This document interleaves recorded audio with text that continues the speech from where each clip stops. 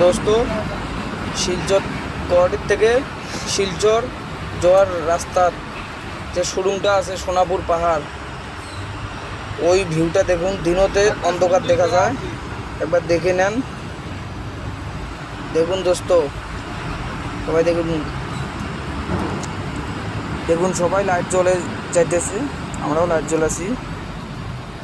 দেখুন, দেখে নেন।